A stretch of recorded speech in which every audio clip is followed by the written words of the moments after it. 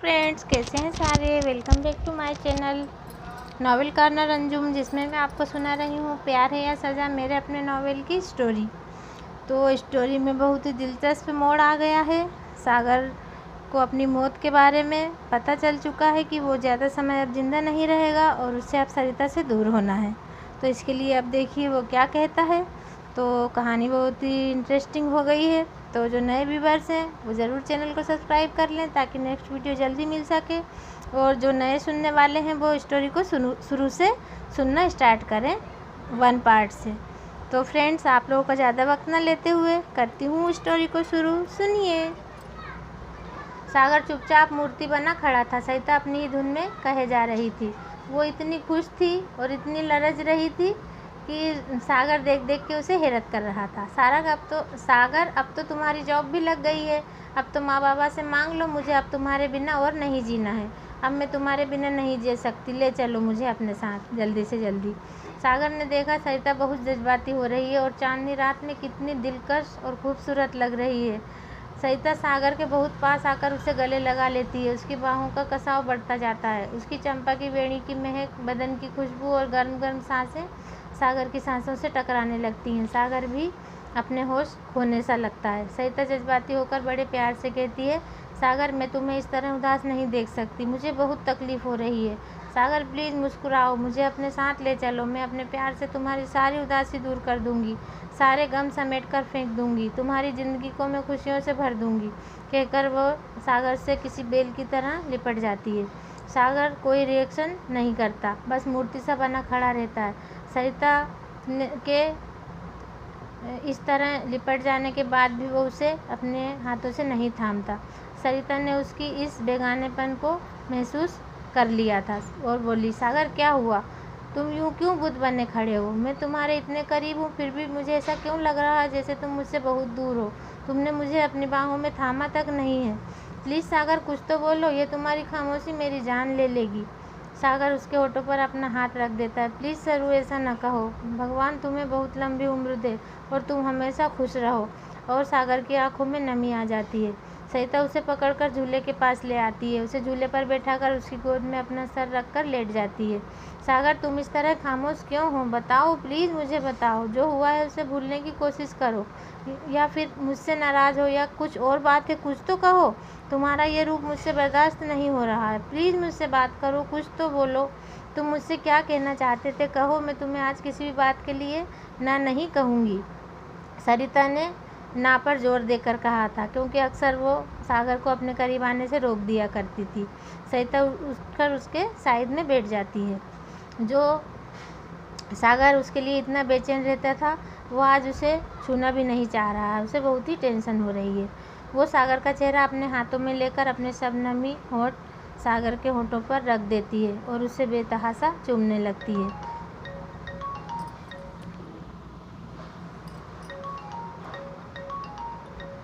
Friends, phone आ गया है। तो आप लोगों को मेरी कहानी कैसी लग रही है मुझे ज़रूर से ज़रूर बताएं।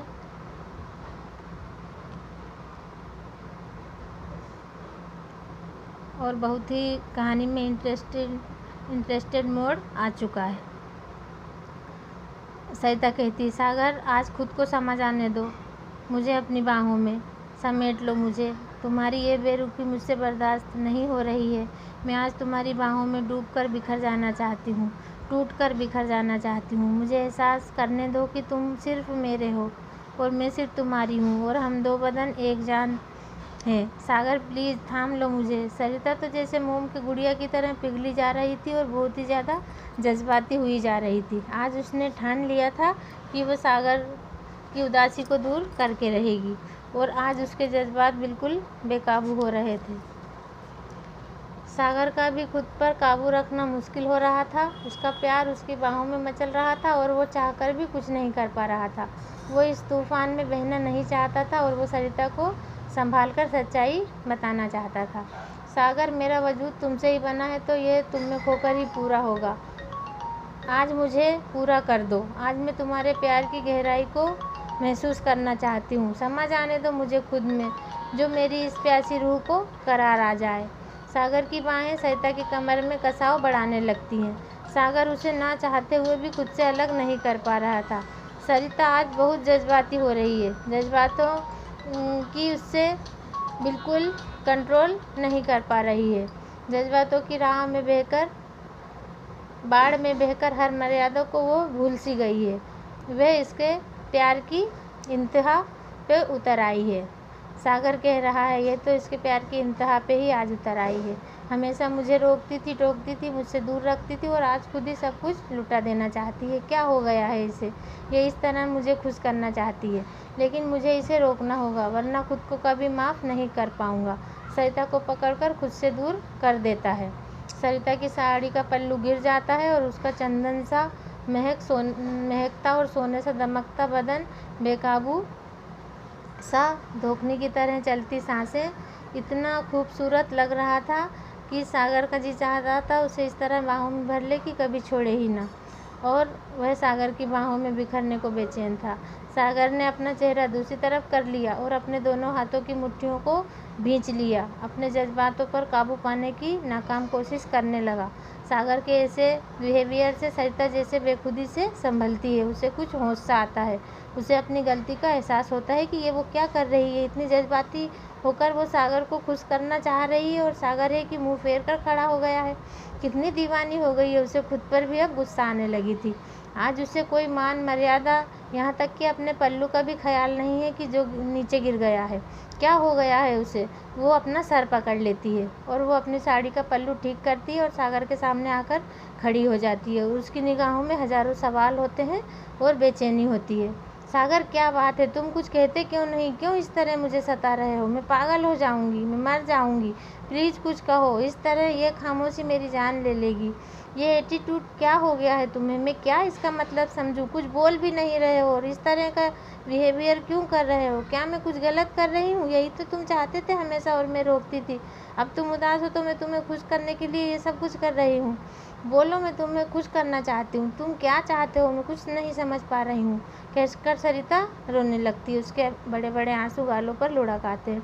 सागर ने बहुत ही हिम्मत जुटाकर कहा, सरू, तुम्हें मुझे भूलना होगा, हमेशा हमेशा के लिए। ये शब्द नहीं थे, पिघलता हुआ शीशा था जो सरिता अपने कानों में बहता महसूस कर रही थी। वो सागर को झिंझोड़ कर बोली, प्लीज़ सागर, क्यों मजाक करते हो? मत करो ऐसा मजाक। मैं तुम्हें भूल जाऊं? मगर क्यों? कह दो कि तुम मजाक कर रहे हो। इस तरह मेरे सब्र का इम्तिहान ना लो। प्लीज़ सागर, ऐसा मत करो। और वो सागर को पकड़कर घुटनों के बल नीचे ज़मीन पर बैठ जाती है। लेकिन सागर वैसे ही खड़ा रहता है और संजीदा बना रहता है। उसका गला बैठा जा रहा है, शब्द बाहर नहीं निकल रहे, दम घुटता सा महसूस हो रहा है, जैसे उसकी जुबान साथ नहीं देना चाह रही है। सरू, मेरी बात ध्यान से सुनो। वो उसका चेहरा ऊपर उठाकर खुद भी उसके सामने बैठ जाता है। सरू, मेरी बात प्लीज़ ध्यान से सुनो और समझने की कोशिश करो। मैं जो कहने जा रहा हूँ, प्लीज़ सरू, प्लीज़ समझने की कोशिश करो। जानता हूँ तुम्हारे लिए ये आसान नहीं है, लेकिन सरू, मेरी मजबूरी है और मेरी मजबूरियाँ तुम समझो और तुम्हें समझना होगा। लेकिन यही सच है सरू, हमारा सफ़र बस यहीं तक था। आज से हमारी राहें जुदा हैं। तुम्हें मुझे भूलना ही होगा। सागर, तुम इतनी आसानी से कैसे कह सकते हो? तुम होश में तो हो? झकझोर डालती है सरिता सागर को और उसके सीने पे सिर रखकर बेतहाशा रोने लगती है। इस तरह मुझे खुद से छीनकर मेरा दिल मेरी रूह पर छाकर कितनी आसानी से कह दिया कि मुझे भूल जाओ। सागर, मुझसे मेरी सांसें मांग लो, चाहो तो मेरी जान ले लो, लेकिन प्लीज़ मेरे प्यार को इस तरह सजा ना बनाओ। मैं मर तो सकती हूँ, लेकिन तुम्हें भूलकर तुम्हारे बिना जिंदा नहीं रह सकती। तुम यही चाहते हो तो अपने हाथों से मेरा गला घोट दो। कहकर सरिता सागर के हाथों को अपने गले पर रखकर दबाने लगती है। मैं तुम्हारी बाहों में मर सकूं तो अपने प्यार की मंजिल पा जाऊंगी, लेकिन तुम्हारे बिना जीना हरगिज़ मंजूर नहीं करूंगी। मार दो, मार डालो मुझे। जो तुमने कहा वो कभी नहीं हो सकता। सरिता सागर के हाथों से अपना गला दबाने लगती है। सागर उसके चेहरे को अपने हाथ में लेकर कहता है, नहीं सरू, तुम्हें ये करना होगा। चाहे मुझे बेवफा समझो, जितनी चाहे बद्दुआएं दो, लेकिन प्लीज़ मुझे भूल जाओ। मैं मानता हूँ मैं तुम्हारा गुनहगार हूँ। मैंने तुम्हारे साथ पूरी उम्र बिताने का वादा किया था। कितने सपने दिखाए थे तुम्हारी आंखों में और तुम्हारे दिल में अपना प्यार बसाया था, लेकिन उस वक्त मैं ये नहीं जानता था कि वक्त और हालात मुझे इस तरह मजबूर कर देंगे। और इस तरह मेरे खिलाफ़ हो जाएंगे। मैं हालात से मजबूर हूँ सरिता, प्लीज़ मुझे समझो। तुम ही नहीं समझोगी तो मुझे कौन समझेगा? बताओ कौन समझेगा मुझे? कौन है मेरा? प्लीज़ सरू, मेरी मजबूरी समझो। सरिता की आंखों से झरझर आंसू बह रहे थे और सागर की आंखों से भी आंसू बह रहे थे। ये कैसा वक्त था? ये गॉड ने क्या वक्त लेकर आया था? दो प्यार करने वाले किस तरह तड़प रहे थे। सरिता को गुस्सा आ गया। वो गुस्से से बोली, वाह सागर वाह, ये कोई मजाक तो नहीं है कि पल भर में मुझे अपने दिल की मालिक बना लिया। 2 दिनों मेरे साथ पूरी ज़िंदगी गुजारने का वादा कर लिया। 2 दिन में ही 7 जन्मों तक साथ देने का वादा ले लिया और अब एक पल में पराया करना चाहते हो? मैं कोई गुड़िया नहीं हूँ, मैं जीती जागती इंसान हूँ जो तुम्हें प्यार करती है। नहीं सागर नहीं, ये नहीं हो सकता। अभी तक हर फैसला तुम ही करते आए हो। तुम्हारी हर बात का मैंने बिना कुछ सोचे समझे भरोसा यूँ नहीं किया कि तुम इसे इस तरह तोड़ दो। जुदाई का दर्द देकर आंसू न बहाने की सज़ा, प्यार करके पल पल इंतज़ार करने की सज़ा और अब खुद को भूल जाने की सज़ा। सिर्फ सज़ा सज़ा सज़ा। ये प्यार है या सज़ा है जो मुझे तुम देना चाहते हो? जवाब दो मुझे, कहकर सरिता उसको झकझोर डालती है और उसके ही सीने में छुपकर खूब रोने लगती है।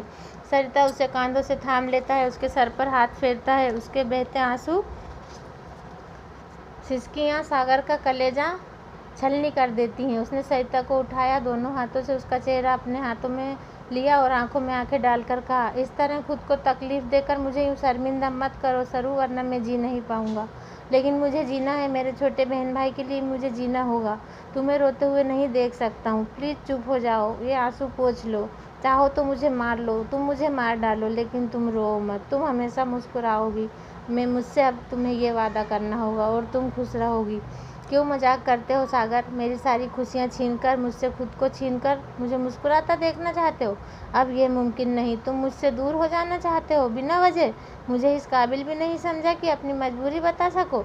मैं नहीं मानती कि सिर्फ हालात के चलते तुम मुझसे दूर होना चाहते हो। तुम सफ़ेद झूठ मुझसे बोल रहे हो। कह दो कि तुम झूठ बोल रहे हो।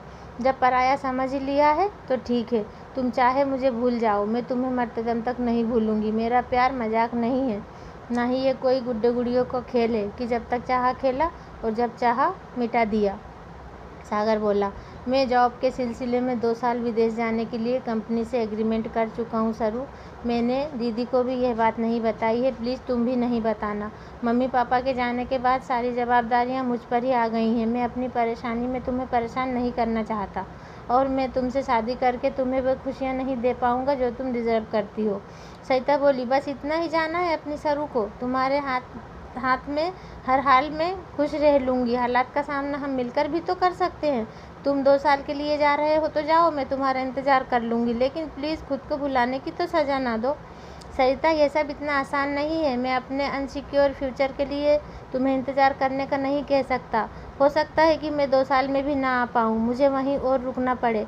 मैंने शादी का ख्याल दिल से निकाल दिया है। मैं उस लायक नहीं रहा जितनी खुशियाँ मैं तुम्हें देना चाहता था और मैं तुम्हें किसी भी कीमत पर दुखी नहीं देखना चाहता। तुम मेरे साथ कभी भी सुखी नहीं रह पाओगी। सरिता बोली, तुम कौन होते हो ये फैसला करने वाला कि मैं तुम्हारे साथ खुश रह पाऊँगी या नहीं रह पाऊँगी? मुझे हर हाल में तुम्हारे साथ ही रहना है, तुम्हारे साथ ही जीना है, वरना मैं मर जाऊँगी। मुझे तुम और सिर्फ तुम चाहिए सागर। सागर बोला, ये सागर तो ख़त्म होने वाला है सरू, कैसे समझाऊँ तुम्हें? मन ही मन बोलने लगा सागर। अपनी ख़त्म होती ज़िंदगी का हम सफ़र कैसे बनाऊँ तुम्हें? सरू, तुम मुझे भूलकर किसी और से शादी कर लेना और हो सके तो मुझे माफ़ कर देना। सरिता जो कुछ भी कह रही थी सागर के कानों ने सुनना बंद कर दिया था और बस वो अपने मन में ही अपनी बातें दोहराए जा रहा था। मेरे हालात और मेरी मजबूरियों को समझो। मैं किसी भी कीमत पर तुम्हें अपना नहीं सकता। प्लीज़ मेरी बात समझने की कोशिश करो और मुझे मेरे हाल पर छोड़ दो। फिर सागर ने सरिता से कहा, हमारे प्यार के बारे में हमारे सिवाय कोई नहीं जानता और ना ही हमारे रिश्ते के बारे में। तुम्हें कोई परेशानी नहीं होगी सरिता, तुम अपनी ज़िंदगी में आगे बढ़ सकती हो।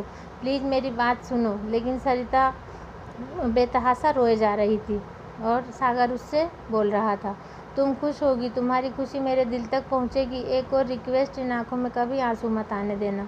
अपने सागर को दिल में ही रहने देना, आँखों तक ना आने देना, क्योंकि दुनिया आँखें तो पढ़ सकती है लेकिन दिलों के राज जानने का हुनर नहीं जानती। रही बात मेरी, तो मैं सारी उम्र तुमको अपने साथ ही रखूँगा और तुम्हारे साथ बिताए हर लम्हों के साथ ही गुजारूँगा। मैंने कभी भी शादी न करने का फ़ैसला कर लिया है। लेकिन सरू, तुम हमेशा मेरी रहोगी, ये तुम हमेशा याद रखना। मेरी यादों में, मेरे ख़यालों में, यूं ही हंसती मुस्कुराती। क्या हुआ अगर हकीकत की दुनिया में तुम मेरे साथ नहीं रह पाओगी? जितनी संजीदगी से सागर ने ये बातें कहीं, सरिता समझ चुकी थी कि सागर फैसला कर चुका है और उसे ये भी शक हो रहा था कि कुछ और बात है जो सागर मुझे नहीं बता रहा है। ठीक है, मैं रजनी भाभी से पता कर लूँगी। सरिता ने भी मन ही मन फैसला कर लिया था, वो नहीं बदलने वाला। वो हार कर बोली, तुम्हारा यही फैसला है तो यही सही, मैं भी तुम्हें मजबूर नहीं करूँगी। लेकिन एक वादा करो मुझसे, तुम मुझसे कभी भी नहीं मिलोगे और ना ही मैं अपनी शक्ल तुम्हें दिखाऊँगी। सरिता के लब बोल रहे थे और आंखों से आंसू बड़े बड़े टपक रहे थे। मेरा दिल हमेशा तुम्हारे लिए दुआ करेगा कि तुम जहाँ रहो खुश रहो। मेरा कोई हक नहीं बनता कि मैं तुम्हें रोकूं, कहकर सरिता उससे थोड़ी सी दूर सरक जाती है। तुमने मुझसे हर हक छीन लिया सागर। मैं नहीं जानती थी कि ये प्यार मेरे लिए इस तरह सज़ा बन जाएगा। तुम भी मुझे अब मेरे हाल पर छोड़ दो, कभी मुड़कर भी ना देखना मुझे। मैंने प्यार करके खता की है तो इसकी सज़ा मैं उम्र भर भुगत लूँगी। यह सज़ा भी मेरे लिए किसी दौलत से कम नहीं होगी। यह चाँद, यह चाँदनी हमारे मिलन के गवाह हैं और गवाह रहेंगे। यही हमारी जुदाई के भी गवाह हैं और ये हमेशा गवाह रहेंगे। ये हमेशा हैं और हमेशा रहेंगे। हम मिट जाएंगे, ख़त्म हो जाएंगे, हमारी ज़िंदगियाँ ख़त्म हो जाएंगी, लेकिन ये हमेशा हमारे मिलने और बिछड़ने की कहानी सुनाएंगे, कहकर सरिता उठकर जाने लगती है बगैर सागर की तरफ देखे। बोझिल कदमों से सागर उसे पुकारता है, सरू ये आखिरी रात है, फिर हम शायद कभी न मिल पाएँ, प्लीज़ मेरे साथ रहो, रुक जाओ सरू। चलते चलते रुक गए सरिता के कदम। वो कैसे आगे बढ़ सकती थी? उसका दिल पर तो हमेशा सागर का ही अधिकार था और रहेगा। वो वापस आकर सागर से फिर से लिपट जाती है। क्यों दे रहे हो ये सज़ा, क्यों बताओ? काश इन पलों में तुम्हारी बाहों में मुझे मौत आ जाए और मेरा प्यार अमर हो जाए। सागर प्लीज़, सागर प्लीज़, मुझसे अपने प्यार को मत छीनो, मुझे मेरे प्यार को सज़ा मत बनाओ। सागर उसे प्यार से सहलाता है। दोनों झूले पर बैठ जाते हैं। सागर को थोड़ा सा सुकून महसूस होता है। सरिता उसके सीने से लगकर रोते रोते सो जाती है। दोनों के हाथ एक दूसरे के हाथ में होते हैं। दोनों हर पल को महसूस करते हैं। वो दो कहाँ बचे थे अब, बस दो जिस्म नज़र आ रहे थे। उनकी रूहें तो एक दूसरे में समा चुकी थीं, जैसे आत्मा का परमात्मा से मिलन हो रहा हो। लेकिन ये मिलन हमेशा की तरह। फ्रेंड्स, आज की स्टोरी कुछ ज़्यादा ही बड़ी हो गई है। मैं भी सुनाते सुनाते कहानी में ही खो गई थी, तो इसे मैं जल्दी से बंद करती हूँ और नेक्स्ट वीडियो में फिर इसे स्टार्ट करती हूँ। तब तक के लिए टेक केयर।